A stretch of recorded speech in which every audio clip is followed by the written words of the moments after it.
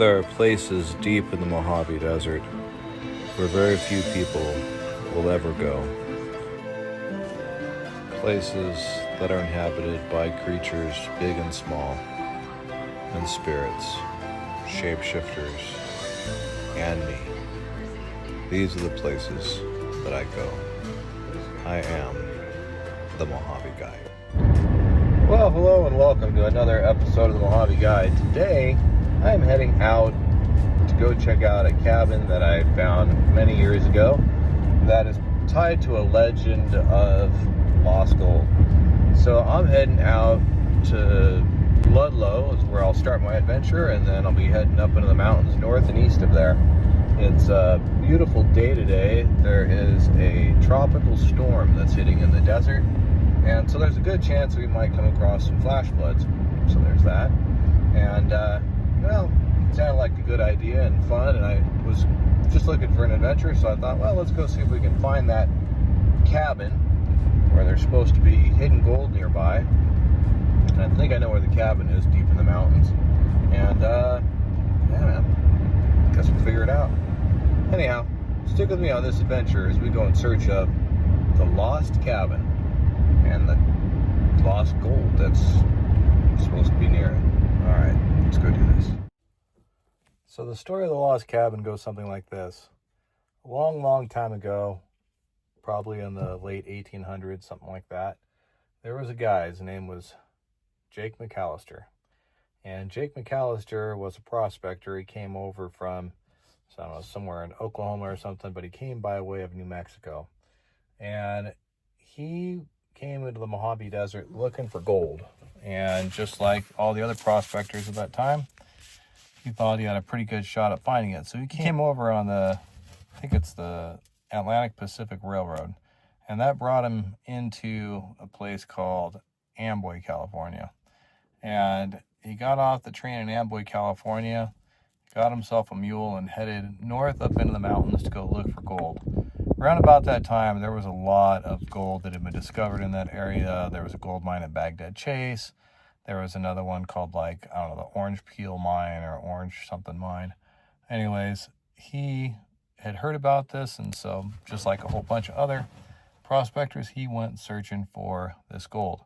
And he hiked and hiked all over the mountains north of Amboy, and eventually he found this incredible vein of gold. And this wasn't like, you know, somebody just getting lucky and there's a little bit in rocks. No, this was like there was gold on the surface, and there was literally a vein, a bright white vein that ran across the desert. So he collected the gold that he could from there and decided the best move was to bury that vein instead of try and like mine it out and let everybody know that that's what he had.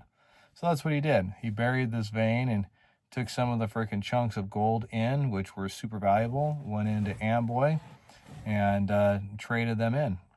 Got himself some supplies, but he didn't want anybody to know about this particular spot that he found. So what he decided was that he was going to build a cabin within about a mile of that location and use that to kind of make it look like that's where he was getting his gold, just in case anybody snuck up on him.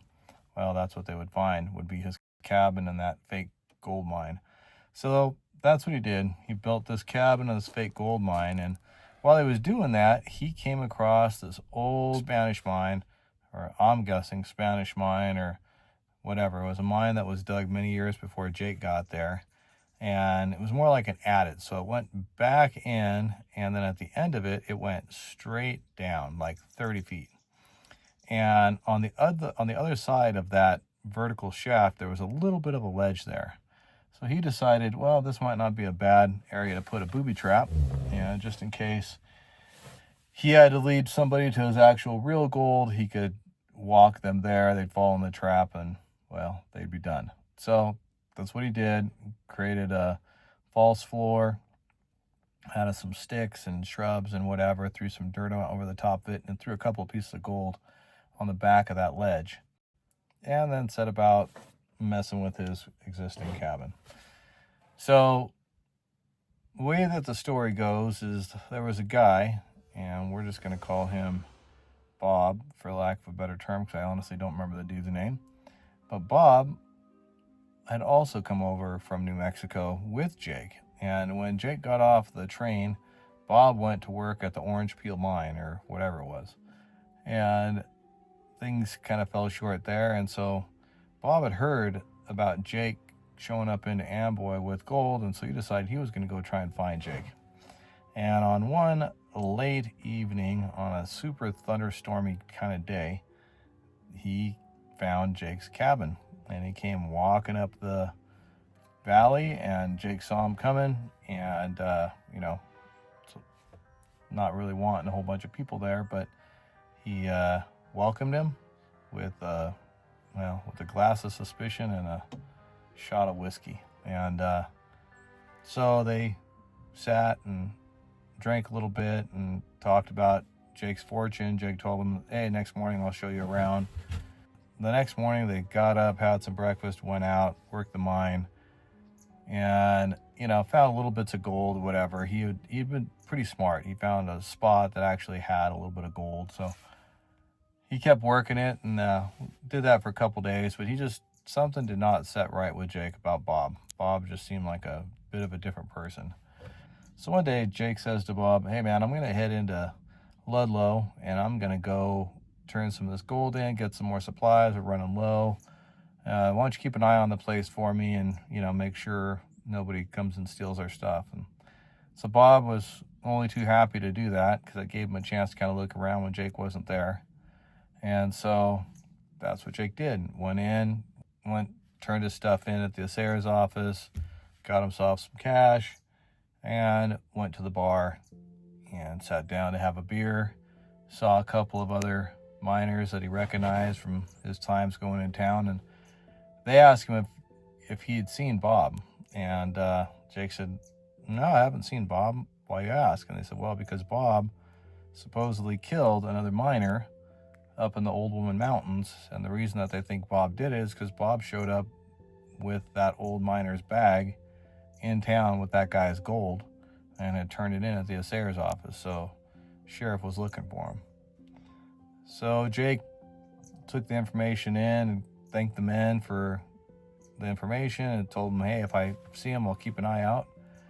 And he headed off and back out into the wilderness, making sure he wasn't followed. Got himself back over to the cabin where he found Bob. And now that he knew this about Bob, he kind of had a different opinion of what was happening. So the next day, Jake says to Bob, hey man, thank you so much for keeping an eye on my place. You did a great job, but I got to be honest with you. The real gold is not here. The real gold is at another spot. And it was the spot, of course, that he set the booby trap. And he said, tomorrow morning we'll go try and find it. So that's what they did. The next morning, Jake and Bob headed off to go see this new mine, and Bob definitely looked like he was super excited to do this. So when Jake and Bob get to this mine, Bob's demeanor completely changed. So Bob almost pushes Jake out of the way to get into that mine first and start looking. And Jake tells him, yeah, man, just head on right to the back, man. That's where the gold is. And so Bob gets all the way back to the back, and he sees these big chunks of gold on the ground that came from Jake's actual strike. And it was amazing. It was super bright white, big chunks of gold inside the quartz. It was really a sight to behold. And so Bob walks across that vertical shaft that Jake had put the false cover on. And he gets across, he picks up this one big chunk of gold, probably weighed 20, 30 pounds because it was like quartz with a bunch of gold in it. So Bob has the piece of quartz in his right hand and his pistol in his left hand, and Jake's kind of backing up, and he's like, hey man, it's cool. There's, no need to do this. Like, it's all yours, man. And Bob looks at him and starts telling him that, yeah, he knows that it's all his, and sorry you had to do this to him. And Bob steps forward. Well, now this time the floor collapsed, and Bob fell 30 foot down to the bottom of that vertical shaft. And upon falling all the way down there, Bob broke his leg. Of course, couldn't get out, was screaming for Jake to help him. And Jake just kind of smiled and turned around, walked out of the mine. And Jake had stashed 3 pieces of dynamite above this entrance. And so he took the 3 pieces of dynamite, lit the fuse, walked away. It blew and trapped Bob in that mine forever. So Jake goes back to his cabin, clears everything out, takes his stash of gold, which he had, literally probably almost $1 million worth of gold at the time, but certainly a large amount, loads everything that he can up on his mule and rides away, never to be seen again. And in about 1935, Jake was on his deathbed, and Jake had told his nephew about the cabin that he built out of railroad ties and about everything that happened with Bob and the false mine, but most importantly, he told him the directions to that vein of gold, which was supposed to be somewhere within a mile of that cabin. So on telling him this, Jake dies. And the nephew's left with this legend and a ledger that tells this entire story. And so he goes looking for it. And him and his buddy literally spent the next 20 years trying to find this ledge of gold. They were able to find the cabin, but they never found the gold. That's how we know about this story. And as far as I know, nobody else has ever found it either. All right, guys, so we made it out here. And this is what I think is Jake's cabin. Maybe not. But we definitely have our work cut out for us, and time is not on our side. We've got a bunch of thunderstorms brewing up today. So we're going to take a look inside this real quick. And then I'm going to go explore the valley around here because I really want to see if I can find that ledge. But let's take a look inside here. Whoa. Holy crap. Look at this thing. Oh man, somebody put some woolite, some pet stain and oxy stuff. That's cool. Not sure what you'd use that for. Some black bush. Not sure what that's for.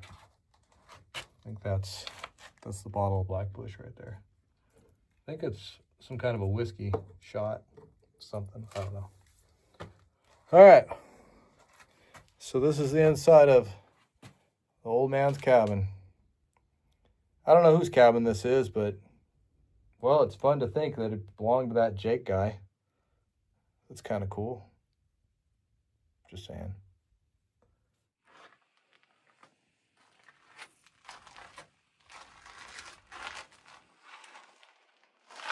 What a freaking cool place this is.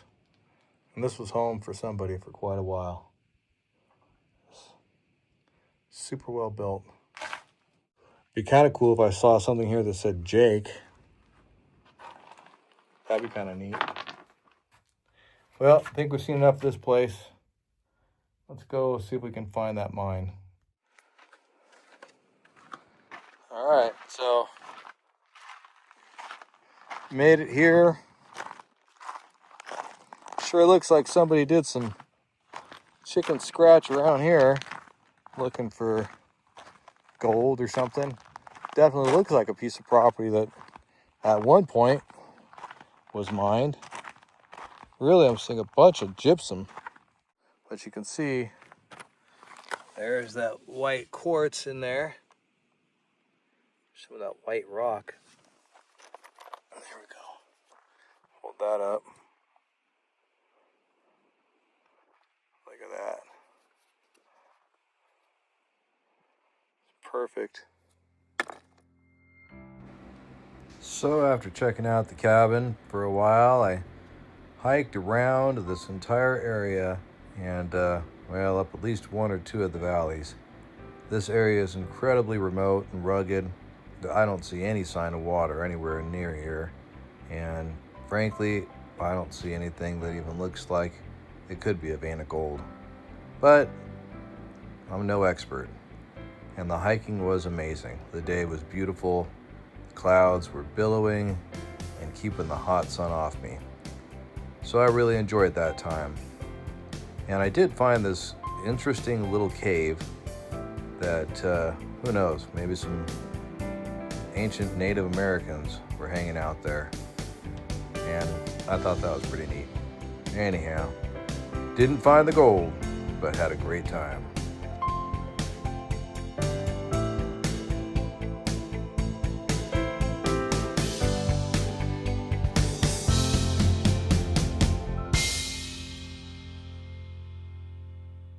So that's it, folks. We are gonna get moving on, but if you ever find yourself in the middle of nowhere and you find a lost cabin like this that at one point was home for somebody, well, if you're like me, you probably found yourself at home. And maybe if you were like Jake, you really found yourself at home. Good night, everybody. I hope this inspires you to get out and go try and find Jake's treasure or somebody else's treasure. And remember that you'll probably never actually find that gold. But if you come out here and you bring friends and family with you, you make a trip out of it, well, you probably really found the actual gold. So I think the gold's actually just the adventure. All right. Good night, everybody. We'll see you on the next one.